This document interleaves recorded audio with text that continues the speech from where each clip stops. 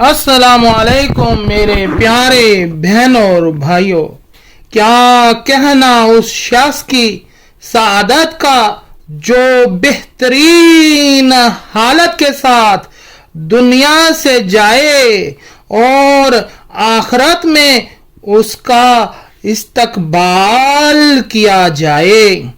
ایک جنس اور ایک شکل و صورت اختیار کرنا اور کافروں سے گھل مل کر رہنا مسلمانوں پر ان کے تسلط و حکومت کو زیادہ آسان کر دیتا ہے۔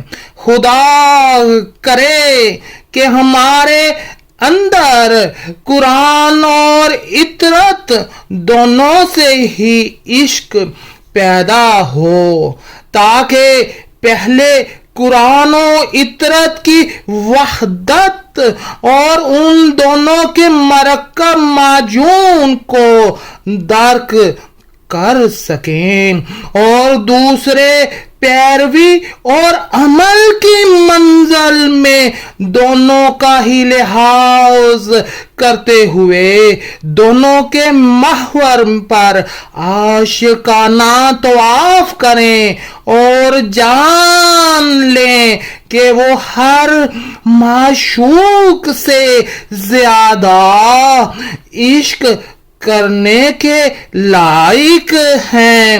انسان خاص انبیاء کے مخصوص مدارج و کمالات کے علاوہ انبیاء کے جملہ مدارج و کمالات پر فائز ہو سکتا ہے۔ انسان کا سارا نفس کی پیروی اور انبیاء کی تعلیمات و متابعت سے دوری میں ہے۔ محال ہے کہ کوئی شخص قناعت کا راستہ اختیار کیے بغیر جو کچھ اس کے پاس ہے اس پر راضی ہو جائے۔ اس کے برخلاف اگر کوئی شخص قناعت اختیار کرے تو اس کے ضروریات چاہے جس قدر زیادہ ہوں وہ اس تک پہنچ ہی جاتے ہیں۔ کیا یہ ممکن ہے کہ جس طرح سے بھوک اور پیاس کے وقت ہمیں کھانے اور پینے کی ضرورت کا احساس ہوتا ہے، اسی طرح بلکہ اس سے بھی زیادہ مومنین کی پریشانیوں کو برطرف کرنے کے لیے ان کی خاطر دعا کی ضرورت کا ہمیں احساس پیدا ہو۔ کیا مسلمانوں اور صاحبان ایمان کے حالات اور امور سے بے توجہی برتنے کے باوجود ہم منزل مقصود تک صحیح و سلامت پہنچ سکتے ہیں؟ ایسا کوئی کام نہیں ہے جس میں احتیاط کرنے سے پیشمانی حاصل ہوئی ہو۔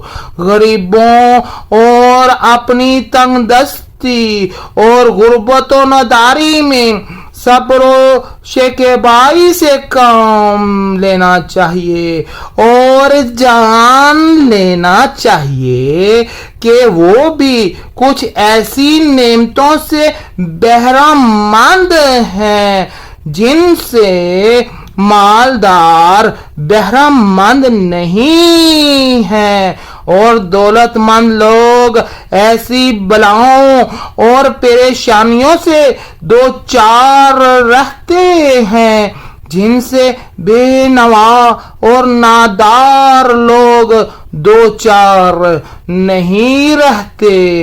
زندگی کی خوبی اور خوشی صرف آشائش کے امکانات کی زیادتی میں نہیں ہے باطنی آشائش، رفع و خوشی اور دل کا سکون ظاہری اسباب رفع و راحت کی موجودگی سے نہیں ہوتا ہے، بلکہ بسا اوقات ظاہری رفع و راحت کے امکانات باطنی تشویش و ناخوشی اور اضطراب کا سامان فراہم کرتے ہیں۔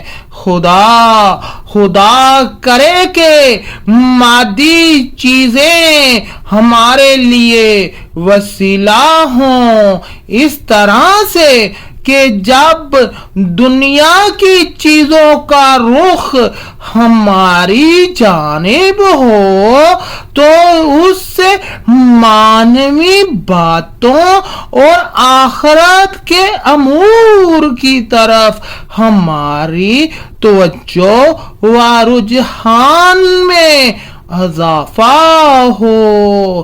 بعض علماء اول وقت کی نماز یا نماز شب کی تاکید کے ذریعے اپنی اولاد کی مستقبل کی زندگی کی ضمانت فراہم کر دیتے تھے۔ راحت و آشائش کے امکانات کا موجود ہونا اور چیز ہے، اور دل کو راحت، سکون اور آسودگی اور چیز ہے۔ قرآن پاک میں آیا ہے، یعنی دل کے سکون و اطمینان کا تنہا ذریعہ اللہ کا ذکر ہے، لیکن ہم اسباب پر تکیہ کرتے ہیں اور اسباب مہیا کرنے والے خدا سے غافل رہتے ہیں۔ یا اللہ، یا اللہ، یا اللہ، بحق محمد صلی اللہ علیہ وآلہ وسلم، یا اللہ ہمیں اپنی معرفت عطا فرما، ہمیں اپنے پیاروں کی معرفت عطا فرما، ہمیں اپنے پیار کی معرفت عطا فرما، ہمیں اپنے قرب کی معرفت عطا فرما، ہمیں اپنا احساس دلا۔ یا اللہ تو ہمیں سب سے زیادہ پیار کرنے والا ہے، ہم کو بھی اپنے سے پیار کرنے والا بنا دے۔